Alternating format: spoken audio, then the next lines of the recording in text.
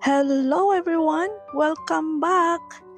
Today ay finally pupunta na tayo sa isa sa mga pinaka-famous libraries here in Korea, the Amazing Starfield Library Suwon. First time ko rin pumunta doon, kaya samahan niyo ako sa little adventure natin from Panghak Station all the way to Suwon. Kaya let's go! Okay guys, nandito na tayo sa train. We're taking line 1 papuntang Waseo Station, which is the nearest station to Starfield Suwon. By the way, if first time nyo mag-subway sa Korea, don't worry kasi super organized talaga. May English signs everywhere kaya hindi ka talaga masyadong maliligaw. So from Panghak Station Line 1, ride the subway heading toward Incheon or Sinchang, then get off at Waseo Station, exit 1 or exit 4, and then maglalakad lang ng 5 to 8 minutes to Starfield Suwon. Guys, finally, nasa Waseo Station na tayo. Malapit na tayo sa Starfield Suwon. From here, walking distance na lang siya. Andito na tayo sa Starfield Library. Wow, grabe, ang ganda.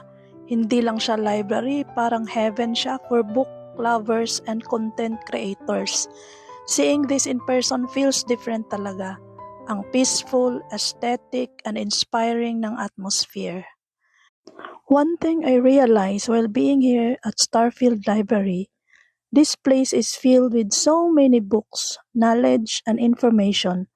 Ang daming pwedeng matutunan dito, and it reminds me how important it is to grow not only intellectually but also spiritually. Sometimes we spend so much time feeding our minds with things of this world, but nakakalimutan natin to also feed our hearts with the Word of God. So while this library inspires people to read books, may it also reminds us to open our Bibles more and seek God more.